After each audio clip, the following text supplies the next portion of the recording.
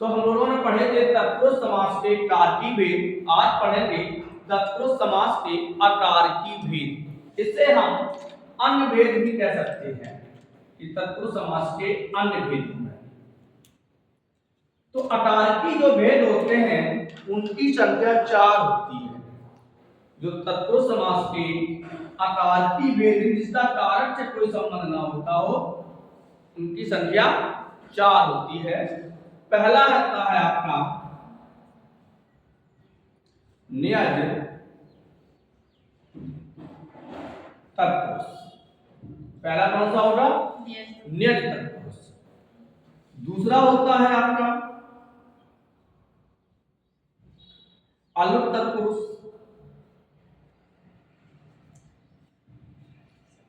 तीसरा होता है आपका उपपद तत्पुरुष और चौथा होता है आपका प्रादि तत्पुरुष। तो तत्पुरुष समास के जो अन्य भेदों के अंतर्गत कितने भेद हैं? 4 भेद हैं। पहला है न्यज तत्पुरुष, दूसरा आलुट तत्पुरुष, तीसरा उपपद तत्पुरुष और चौथा प्रादि तत्पुरुष। तो आज सबसे पहले हम लोग चलेंगे न्यज तत्पुरुष पर।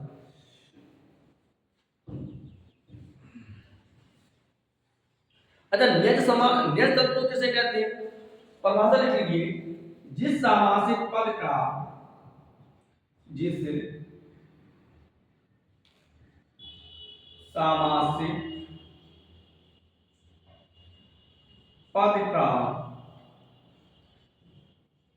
पहला पद नकारात्मक अर्थ, जिस सामासिक पद का पहला पद नकारात्मक अर्थ देता है उसे हम न्यज तत्पुरुष कहते हैं। इसका पहला खंड ना से शुरू होता है। देखो कैसे होता है, उदाहरण देख लेते हैं। जैसे कहते हैं हम क्या लिख दिया? अनपढ़। तो अब देखो नकारात्मक नहीं के अर्थ में बिना पढ़ा। विद्या क्या हो जाएगा? बिना पढ़ा। तो कहते हैं क्या बिल्कुल अनपढ़ हो तो अनपढ़। अजन विलोम बताई थी हमने। अजन बिना जन्म के, मतलब जिसका जन्म ना हो, ना जन्म। अब इसका जो इसके विग्रह होंगे वो हम थोड़े से और आपको कर देंगे। हमने बताया कि पहला पद नकारात्मक होता है तो न्यज तत्पुरुष। परिभाषा आपने दे दी, उदाहरण देख लेते हैं। पहला था अनपढ़, ना पढ़। अब क्या होगा? बिना पढ़ा लिखा। अजन्म, जिसका जन्म ना हो, ना जन्म, अब जिसका जन्म ना हो। अछूत, अछूत विग्रह होगा ना छू, जिसे हम छू ना सके। समझ में आ रहा है? तो जिस सामासिक पद का पहला पद नकारात्मक होता है, जैसे कुछ उदाहरण ऐसे भी होते हैं। निर्दोष,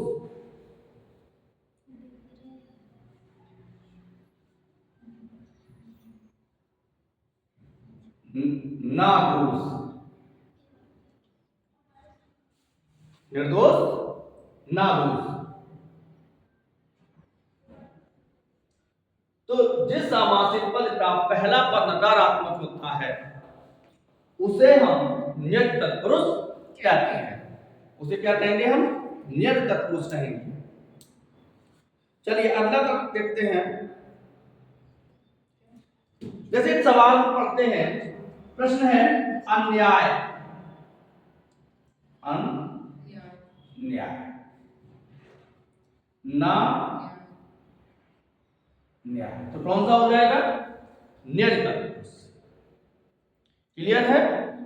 चलो आगे बढ़ते हैं। न्यज के बाद जो अगला तत्पुरुष आता है तो इसको फिर सुन लेते हैं। जिस समासित पद का पहला पद नकारात्मक होता है तो उसे हम, और विग्रह करने पर यदि न शब्द आता है तो उसे हम न्यज तत्पुरुष कहते हैं। अगला है समासित पद हमारा, अगला कौन सा? अलुक तत्पुरुष।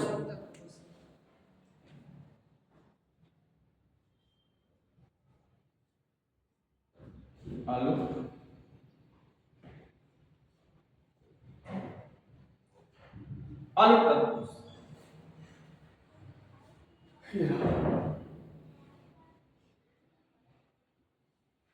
जिसके कारक चिन्हता, जिसमें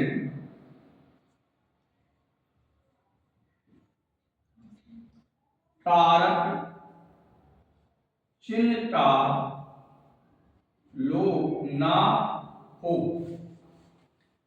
जिसमें कारक चिन्ह का लोप ना हो, उसे हम अलुक तत्पुरुष कहते हैं। उसे क्या कहेंगे? अलुक तत्पुरुष। देखो कैसे, अब इसमें का विग्रह करने पर हमें कारक चिन्ह नहीं मिलेंगे। जैसे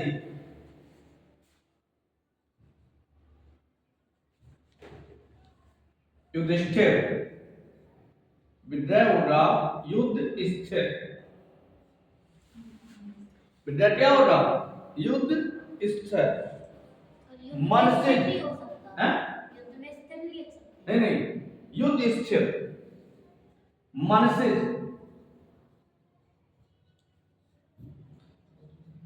मनहा सिद्ध, ये विग्रह होगा। अब मन से, मनसह जा, मनस जा, लेकिन यहां तो आपका मन, मनस जा, मन से उत्पन्न। इसका अर्थ है, जैसे आपने कहा कि युद्ध में स्थिर, हम इसका अर्थ है स्थिर, लेकिन इसका विग्रह क्या होगा? युद्ध स्थिर। मन से, मनस जा, आप इसको ऐसे लिख सकते हो, मनः सिद्ध।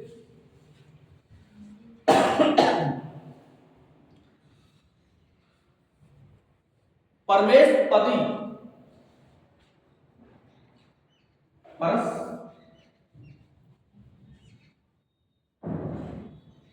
परसमय पति या पद, तो इसको लिखोगे परसमय पद। यानी जिस समासित पद में कारक चिन्ह का लोप ना हो उसे हम अलुक तत्पुरुष कहते हैं। उसे क्या कहेंगे? अलुक तत्पुरुष। समझ में आया आप लोगों को? अगला चलते हैं। अगला कौन सा आएगा? अगला वाला बोलो, उपपद तत्पुरुष। कौन सा? उपपद तत्पुरुष।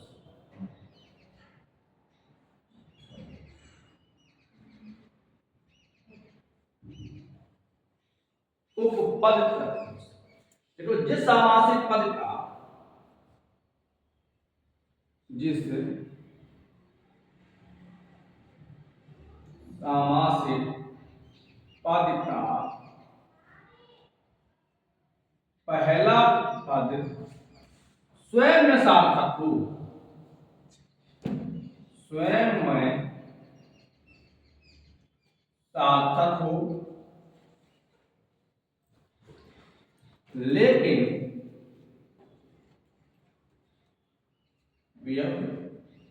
व्यवहारिक ना हो। यानी कि स्वयं में तो सार्थक हो लेकिन व्यवहार में न लाया जाए, मतलब व्याकरण की दृष्टि से वो सार्थक ना हो। जिस पद का पहला पद, जिस समासित पद का पहला पद स्वयं में सार्थक होता हो, सॉरी, जिस समासित पद का उत्तर पद, गलत हो गया, उत्तर पद, जिस समासित पद का उत्तर पद स्वयं में सार्थक हो लेकिन व्यवहार के रूप में ना हो। जैसे चैती बताओ, हमने उदाहरण देखते हैं इसका। हमने कहा खेचर, अब देखो स्टेप 2 है, खेल चल। चल का तो अर्थ है, खे माने तो आकाश, था माने आकाश होता है, चर माने विचरने वाला। वैसे कोई नहीं, अगर हम लिख दें यहाँ पे टा शब्द लिख दें टा, इसका कोई अर्थ है? या हम अर्थ लिख दें, कोई अर्थ है? नहीं है। हमने लिख दिया ले लेख धन अर्थ। तो अर्थ क्या? उत्तर पद लिखने वाला, लिखने वाला वही तो होता लेखक। सुठग, सुठ लिखा है केवल, और अगर हम यहां हमने दा लिख दिया, सुनो पहले यहां दा लिख दिया, इसका कोई अर्थ है? नहीं है। इन्हें हमें जोड़ दें, सुठग सुख प्रदान करने वाला या सुख देने वाला, दुठग दुख देने वाला, दुखद हो गया। तो जिस सामासिक पद का उत्तर पद स्वयं में तो सार्थक हो लेकिन व्यवहारित ना हो, व्याकरण की दृष्टि से ये व्यवहार में न लाया जाए। जैसे हमने दिया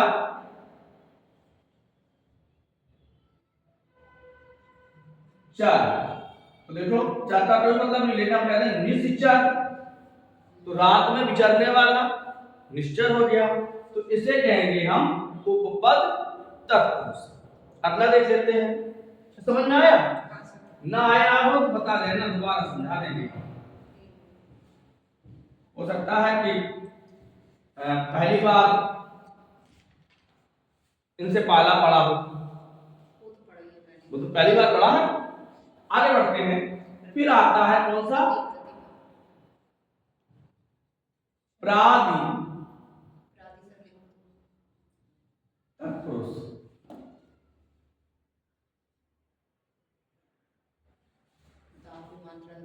बड़ी नहीं होती, देखिए आदि, इसका मतलब है और, प्रा इत्यादि। लेकिन आदि का मतलब आदत होती है। राशि की मात्रा नहीं दिख रही ना, ये कह रहे हैं। अच्छा हाँ। कोई बात नहीं, आप ये बड़ी लगा दो तो देखिए। चलिए कोई बात नहीं। तो प्रादि तत्पुरुष, जिस सामासिक पद का पहला पद, जिस सामासिक पद का पहला पद प्रा आदि उपसर्ग से बना, जो पद बने वो किससे बने? प्रासी। जैसे प्रारंभ देश, प्रदेश, प्रदेश, इसमें कहीं कारक है? प्रमुख देश। प्राचार, प्रमुख आचार। विद्या क्या होगा? प्रधन आचार, चार नहीं, प्रधन आचार, प्राचार, देश। अब अपवाद में प्रत्येक भी हो जाता है, प्रति उपसर्ग, लेकिन वहां यहां केवल कौन सा उपसर्ग हो? प्रा, प्रहार, प्रहार, चोट, प्रधन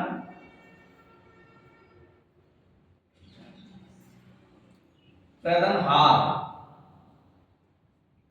प्रहार, प्रकार, प्रमेय,